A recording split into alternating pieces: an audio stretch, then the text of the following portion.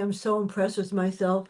Good morning, everyone. This is Fran Lewis, MJ Network on Restream. MJ in memory of my sister, Marcia Joyce, and Stacia Moffett is here.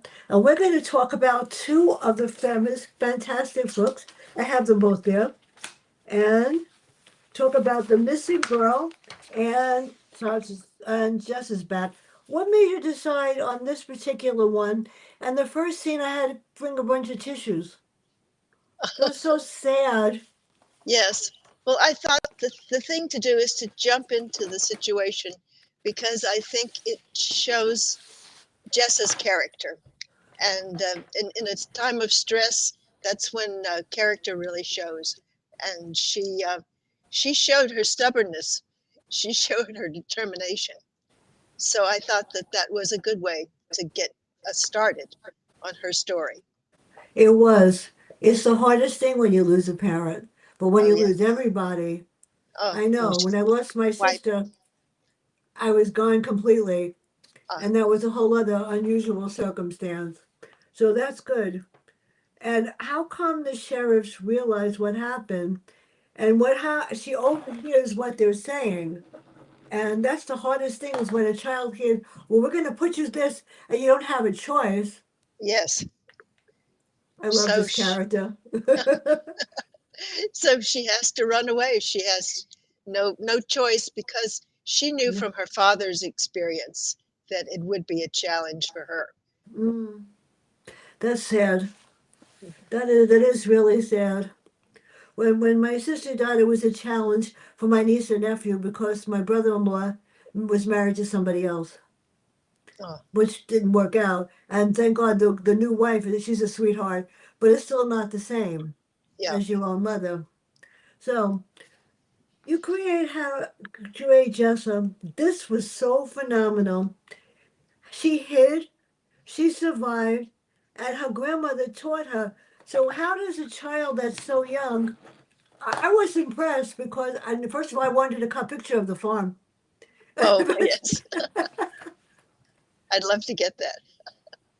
So, how did she survive? How did you teach her? I mean, farming skills, fruits, vegetables, all the stuff I eat. Yes. Well, that's was her life. She grew up with that, and she worked with her mother and her grandmother, and so she had learned those things. She had observed them, and it came back to her, and she needed it. That's really good. I'm telling you, I would love to see the farm with all those vegetables. I don't eat very much of anything, but that's good. So, tell us about the town and the sheriff. He was trying to find her, but she figured out a way. I thought this was so clever. I won't say it on the air because I want people to know.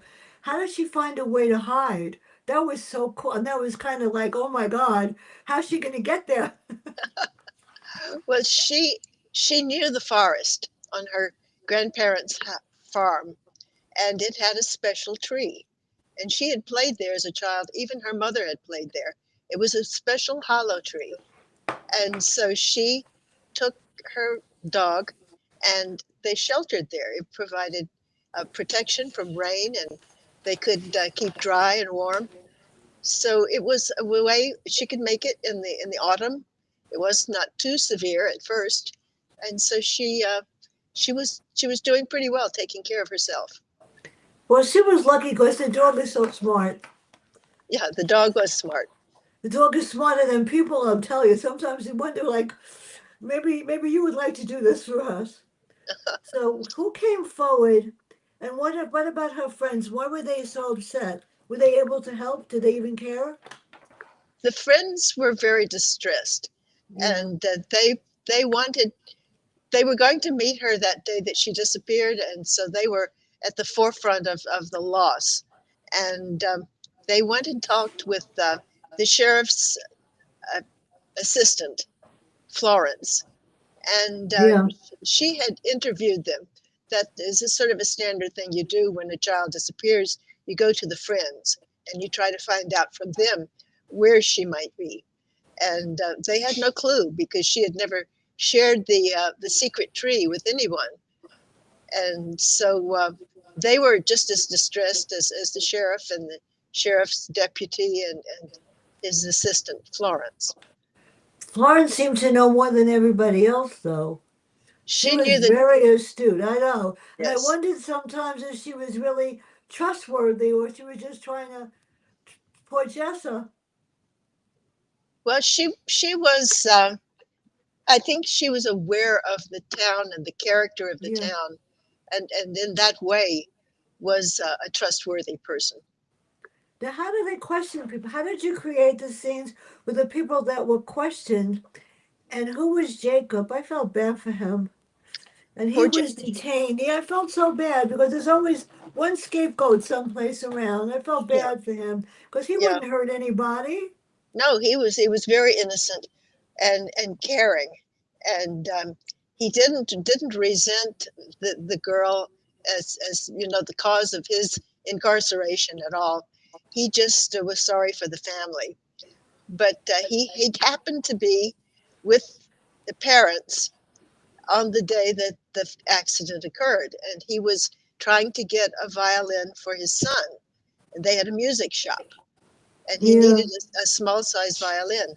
So he just incidentally was there and then offered them a ride to their home when they wanted to get the grandfather to the hospital. Mhm. And so he was seen in association with the parents, and that's why he was incarcerated. No more evidence than that.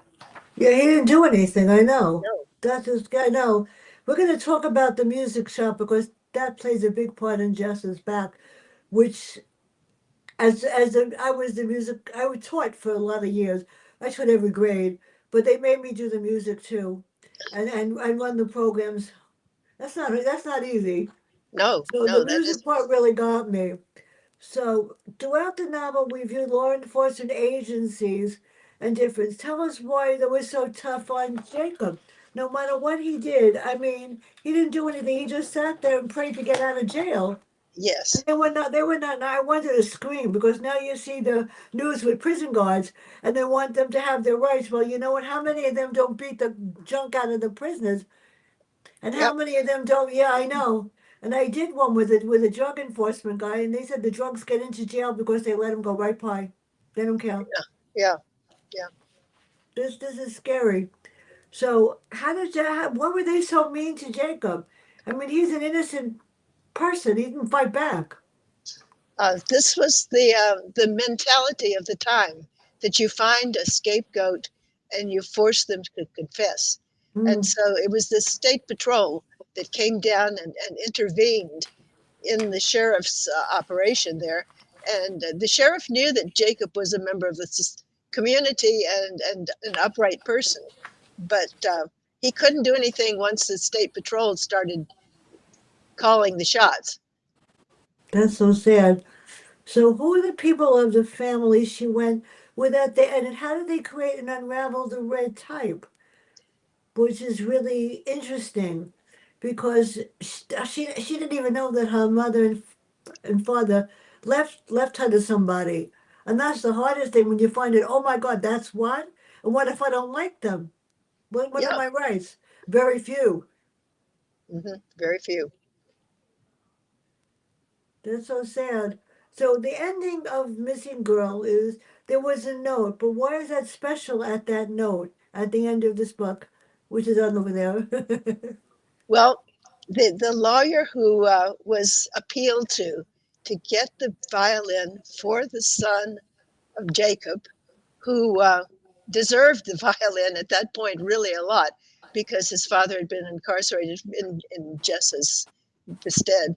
But she wanted him to have music, and she knew that her family would have supported that. That's So right. so they she made sure that he got his violin, and that leads into the next book because that's very important for the next part of the story. And Eddie, the little boy, is musically precocious, and he Yeah, has his grandfather has just come to live with him, and his grandfather played a regular size violin. And so you have a situation there where if once he gets the small violin, he can be taught by his grandfather. You know, music is so powerful. I think so.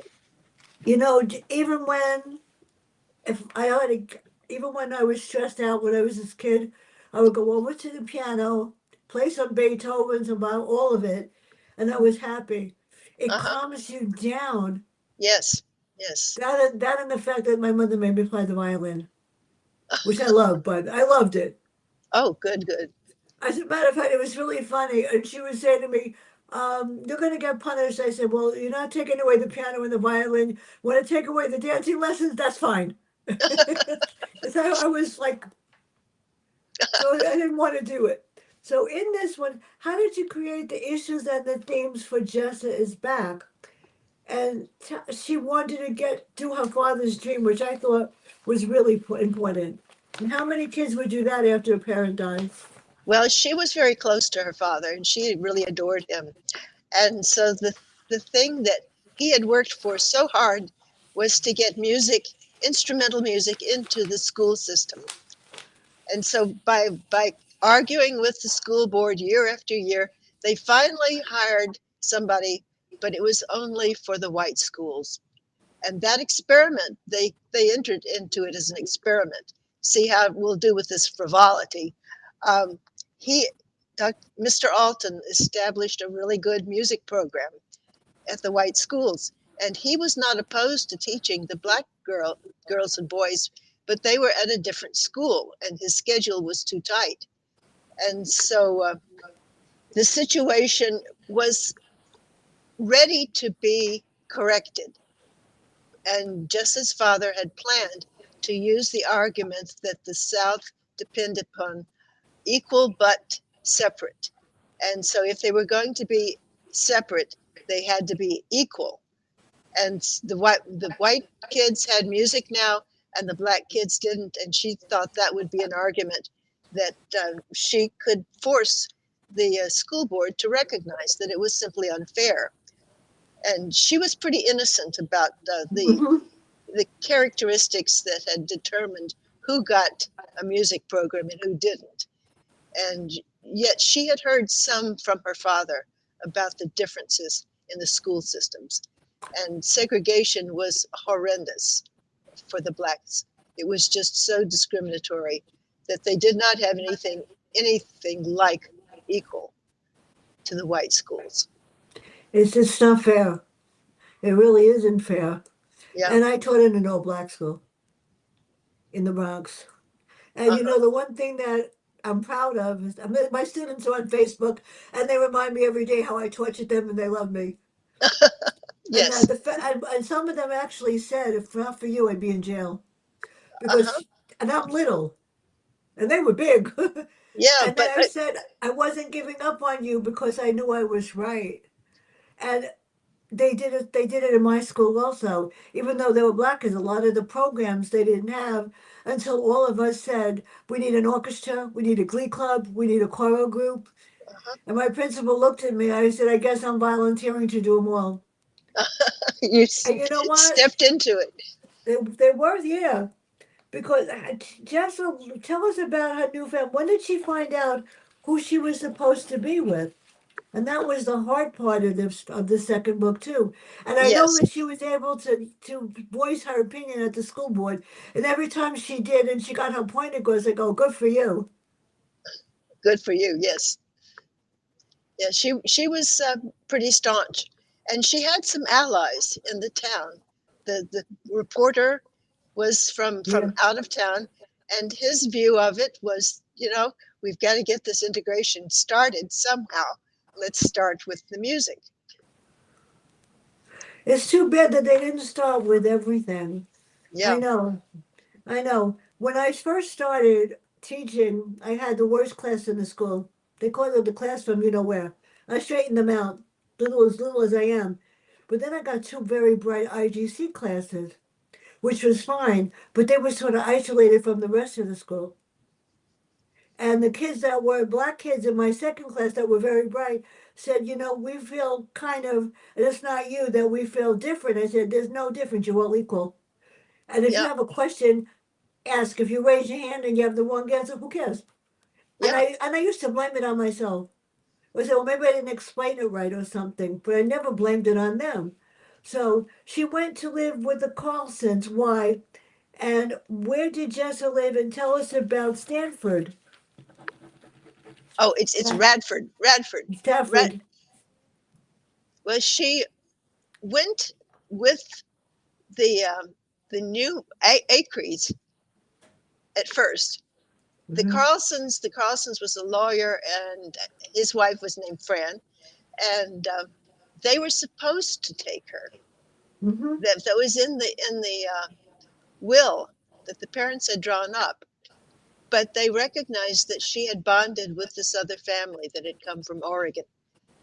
So she lived in Oregon for 6 months. And while she was there, she had the wonderful opportunity to have a black friend. And for Jessa, this was a new thing. She had never been exposed to blacks on a social scale at all, never had an Mm-hmm. opportunity. And this girl was very competent, a beautiful musician, and helped her with her math. And so she was able to change her thinking based upon that experience. And so she came back to her hometown and she saw all that was wrong with it, all the segregation. And she realized that she would never have had an opportunity to have such a friendship with someone her own Black, no, age. Junie. Yeah. And so it was, she recognized the wrongness of the way people behaved in Tennessee. Well, that worked out for a while. We'll get to that later on again. I was sort of like, oh, really? And Jessa was not to blame for anything. She's just a wonderful person. So this town didn't view black people very nicely, did they? No, there was a Which is certain really sad. underlying impression that these people were inferior, should Hmm. be kept down, didn't need good schools, should simply have enough education so that they would be employable at the lowest levels. And that was what education was aimed at for those kids. Just about nothing. They could dig ditches without any ability to read or do math. And this is what happened to many of the people. No encouragement to do well in school and no opportunities.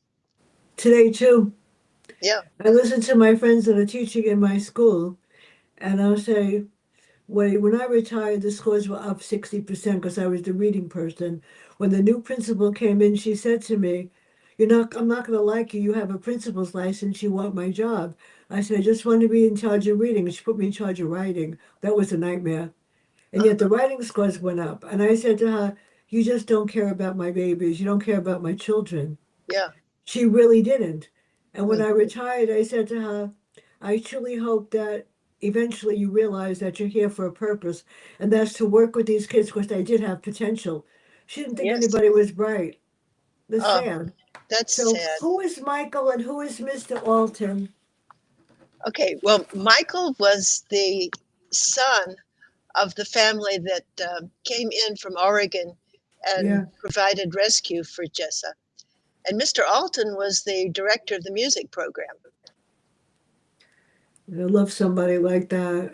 Yes, and he it was his dream job. He was able to work with the kids, continue with them on through the first 3 years that he was appointed there. And Jessa was afraid that he might not be reappointed, and she wanted Mhm. the school board to know how much she and her friends appreciated the music program. So she So, was on a campaign to convince the school board that music should be for everyone. music is so special. So, I mean, when the kids came down to orchestra, I had to conduct. The orchestra leader was a professional. She played for Lincoln, sang to the Philharmonic. Mm, She had just left there to teach in my school, and I looked at her, and she made me help. She taught me a lot. Music is like unbelievable, and it changes the whole mindset. mhm. Gleek, all of that stuff. And the kids that were included in the program, everybody. There was no such thing as a class that wasn't included. That's good. which is rare. So Yeah. tell us about Ben and Karen. I like them. Ben and Karen are Quakers. They arrived in the area and they were trying to find the family that Karen had lost. Her father had migrated out west Yeah. after a tragedy in Tennessee, and he was the twin brother of Jessa's grandfather.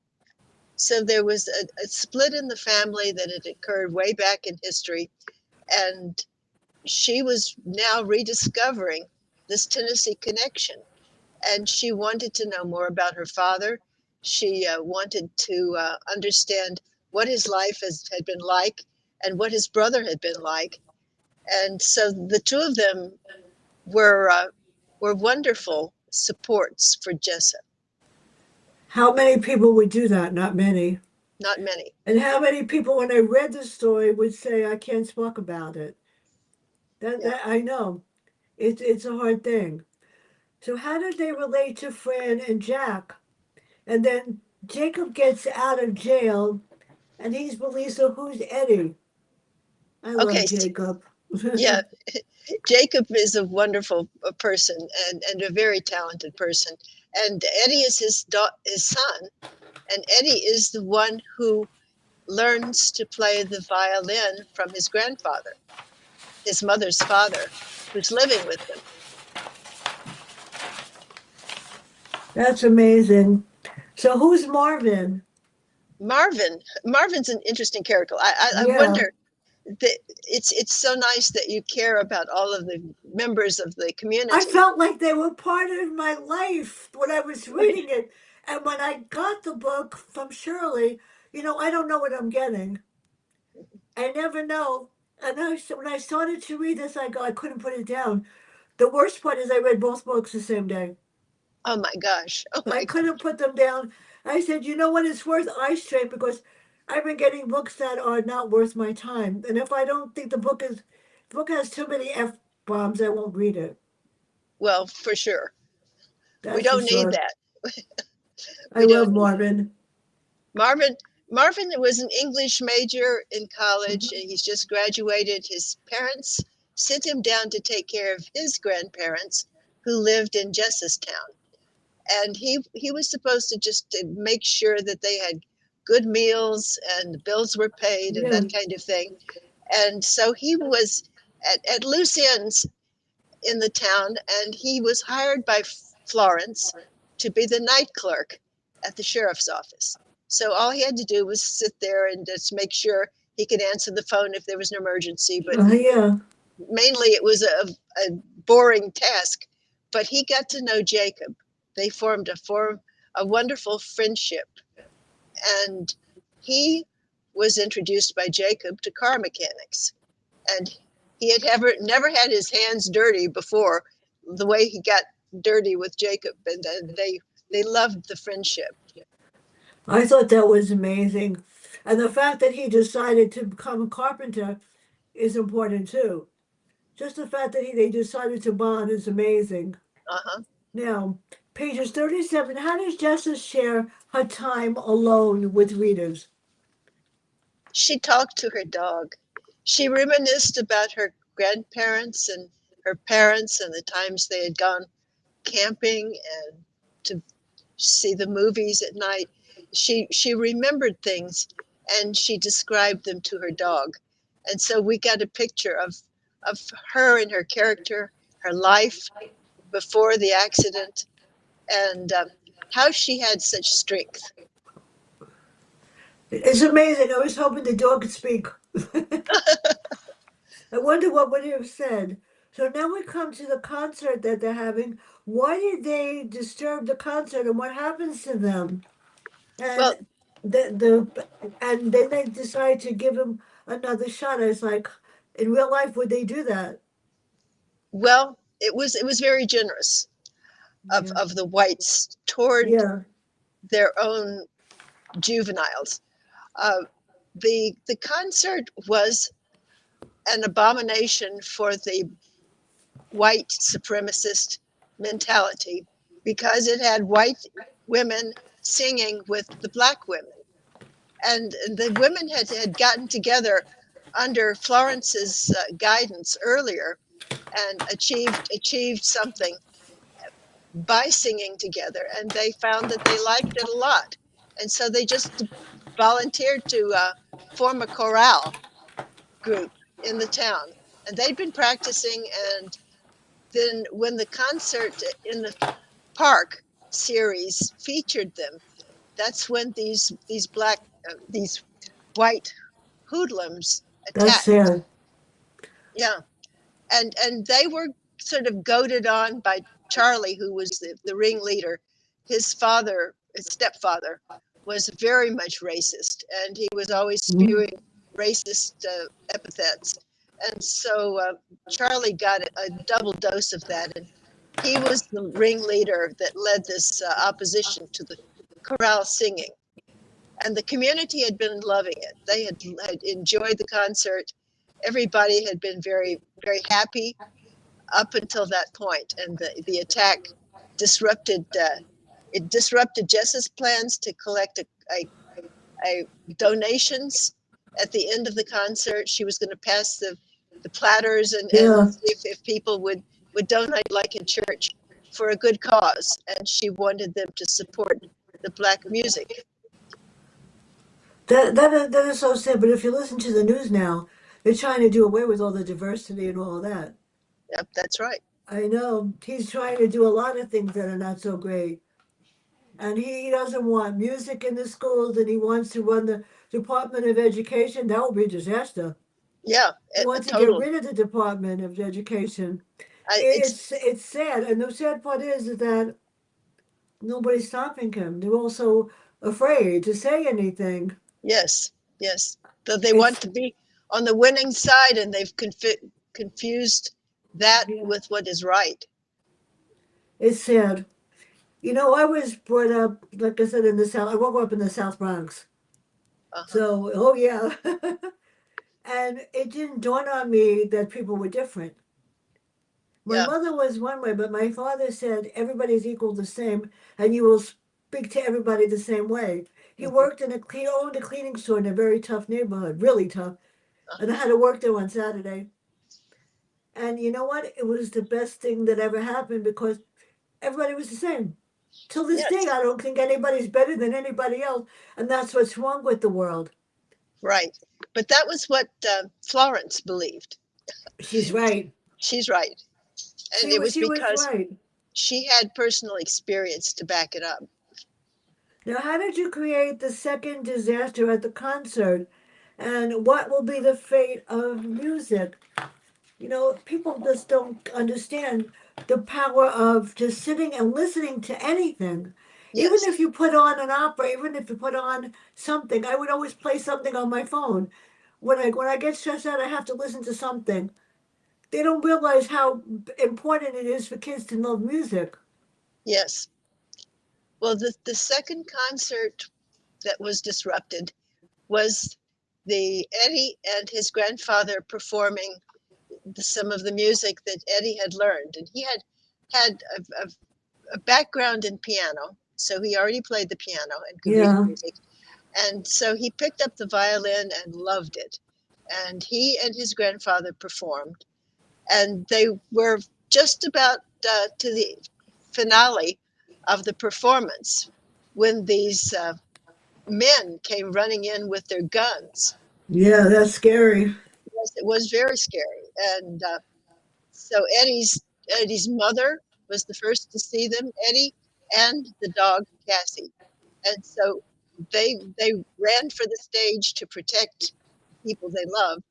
And the town was prepared pretty well, and they also uh, encountered these men and stopped them from doing harm.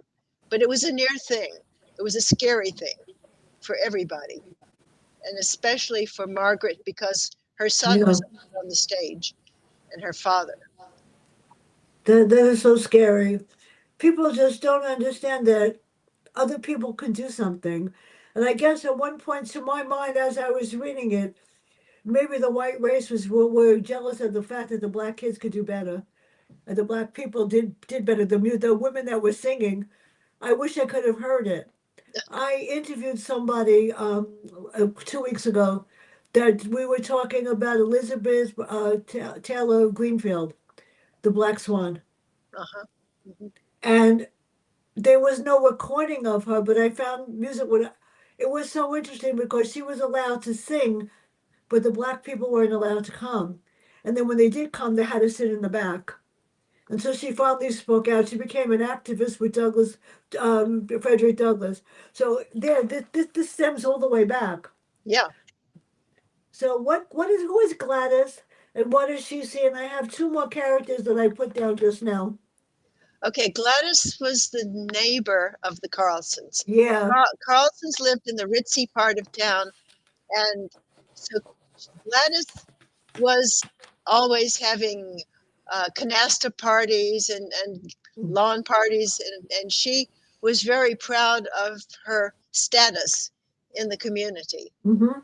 And she began to see what was happening at the Carlsons, that these black families Mm-hmm. were coming and visiting and helping out with the repair of the deck and this kind of thing. And she was angry that property values would be destroyed if blacks came into the area.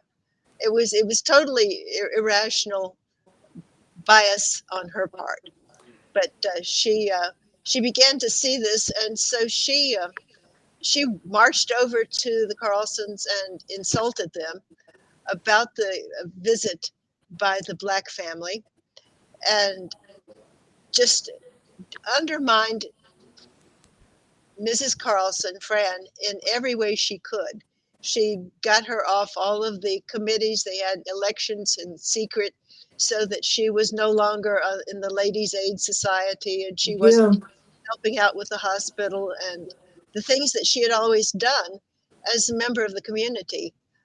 She was ostracized because she paid attention to blacks as equals. Well, how Canasta Group reacted to this, didn't they? Oh yes, well I they was so impressed. I said, she was started to go off on what happened. And I'm going like, wait a minute, are they going to agree with her? That's total prejudice. That's horrible. That's discrimination. So how did you get them to understand that that was wrong? I was really impressed with that. well there was the one representative, and she was from outside the area. She was Yeah.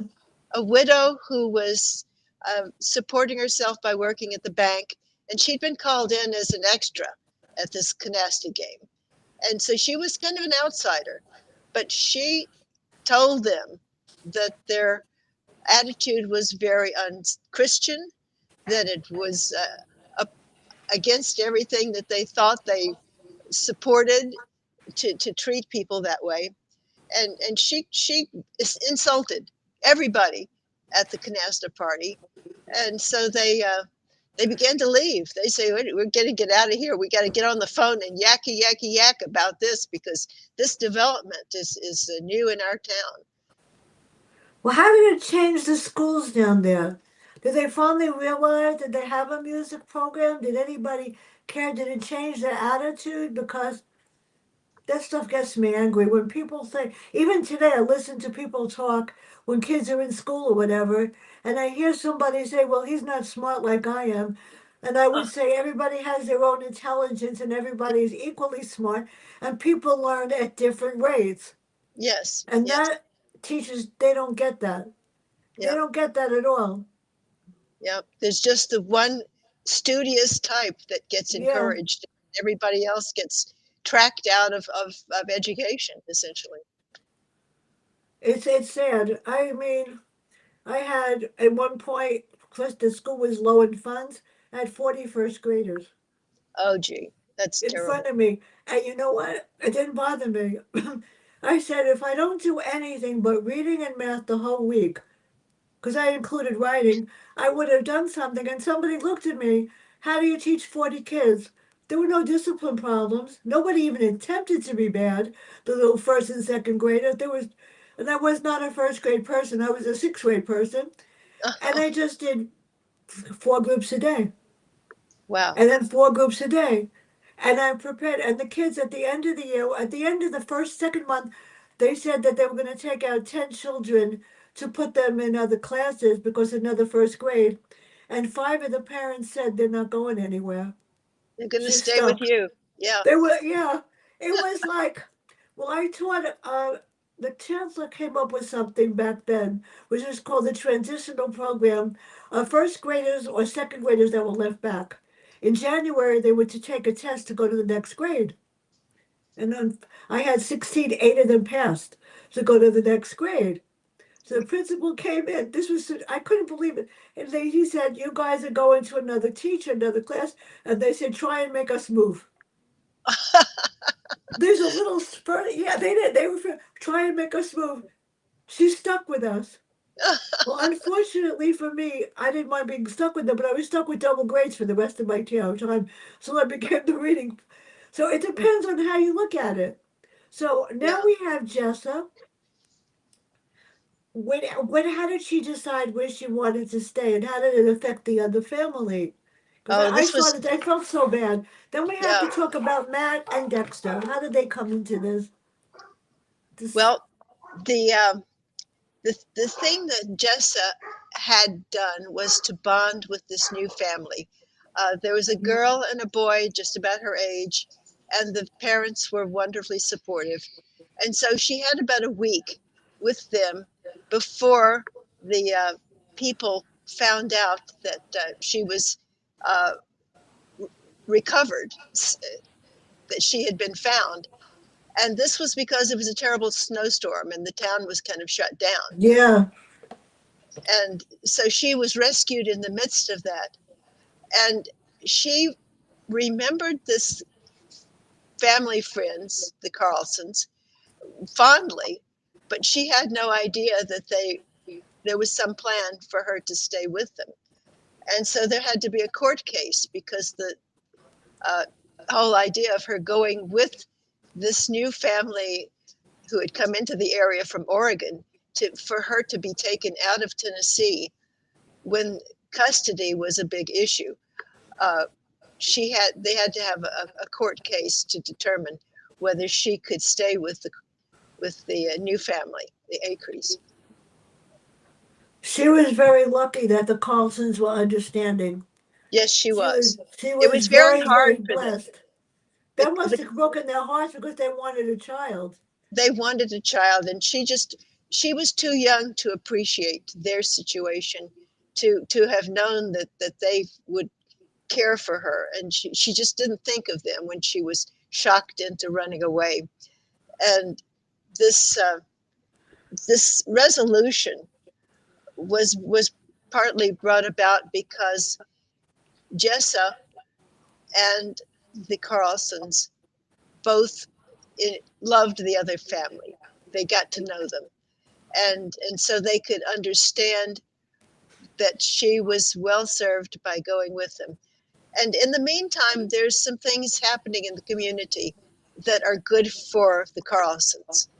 And it mainly is the Black family that they are now friends with because Jack Carlson and Jacob became close friends. That's good. And Margaret, Jacob's wife, was educated and very capable of being a match for Mrs. Carlson, Fran, in terms of her background. So they had a natural affinity for each other. And this has the potential to develop into an important part of the next book Oh, if good. I was just going to ask that. And you can't stop now. And besides the fact that Jessa was she able to bring music into the schools?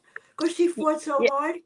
yes, that worked out because she had a good friend who was the daughter of the banker who was also on the school board, and he Yeah. began to look at the finances, and he found out that the first attack, which had been perpetrated by the high school kids, they had done community service on the school campuses.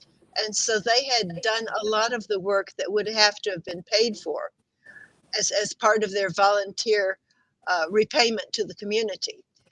And so that plus donations from the Black community and the savings that they had began to amount to enough to hire the grandfather part time to work at the Black school to equalize the music situation.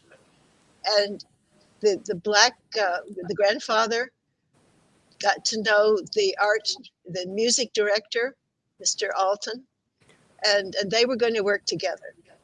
So there was a meeting of musicians on a professional level that was going to support music in the community. And the choir, I think, was going to keep singing together because they loved it so much. I absolutely love that.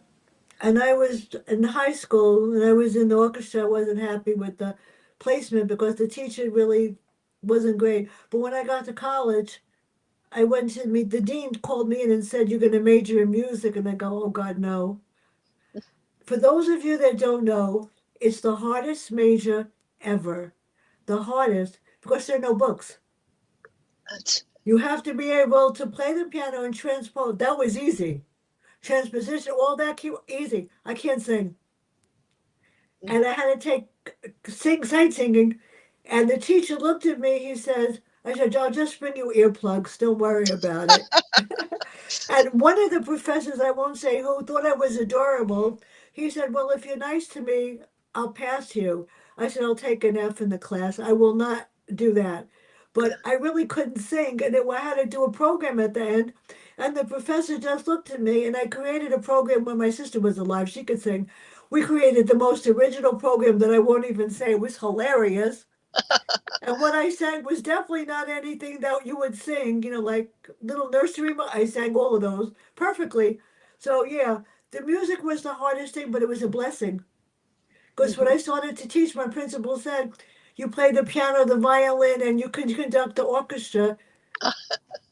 I said, "I guess it was the best thing that ever happened to me." So, music is in my blood.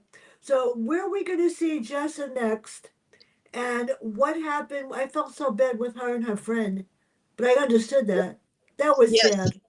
yes. Well, I want to get them back together. They're going to Oh, good. continue to communicate by letters. And then when her friend lives in Chicago, that's not so far from Uh Nashville. huh. So they're going to get together by bus. And eventually, the two of them will go to Radford together. And that's 6 years down the line, 5 years down the line, when integration has progressed into the community and there's at least a semblance of acceptance. And that's a very tumultuous time also in the South. In the 60s, things weren't resolved and people were fighting back. So there's a lot still to be dealt with in Radford. When's the next book coming out? I, I don't know. I don't know a date for it. Oh, you've got to make sure I get it. You got to make sure I get it and make sure I could do a stream because this is all brand new. I'm learning to do this. I'm loving this Well, because I wasn't sure. The first one I was like really nervous because I had no idea. But then I said, "This is great because I get to talk to the person, not a telephone." yes, yes, it's nicer. And Blog Talk went down a lot. I Yeah. would be on the phone with somebody and they would disconnect. It was a nightmare. So thank you so much. Where can everybody find out about you and your work? And I really hope I get the next one. And I have to thank Shirley. What a sweetheart. Yes, she is. She certainly is. Uh, Lost and Found in Tennessee is the name of the series. And if you look up The Missing Girl, there's a lot of books that have the same name. So that's more confusing. But if you look up Lost and Found in Tennessee.com, that will get you to the website for the books. And it has something about my background and the books individually. And you can read a chapter just by clicking. So Well, all please I could visit the tell you is website. that these are going, my dermatologist wife loves me. which is why I don't have to ask for an appointment. And he gets all my books. He's getting these today because she wants them. Wonderful. It's really nice because they don't. She puts them on her shelf and she reads them, and she gives them to people that want to read, which makes me feel good because I read over 50 in the last 2 months. Oh wow. Oh It's wow. my mother 5 a week. Mm. And the best part is, I really, this is really the truth. You see, it's all marked up. That's how I remember what the book is about. I mark it up, circle, put a question mark. Uh-huh. So thank you so much. You have Well, thank brightened you. my whole day. Your reviews are on Just Reviews. I hope that my spell check didn't screw up too badly. And I don't post on Amazon. I post on Goodreads everywhere else. Someone hacked into my account on Amazon, Uh-huh. and they thought well, I never write anything negative, and if I don't like the book, I won't review it. Hmm. That's my thing. And if I don't can't give it at least 4.5, 5 stars, I just write a summary.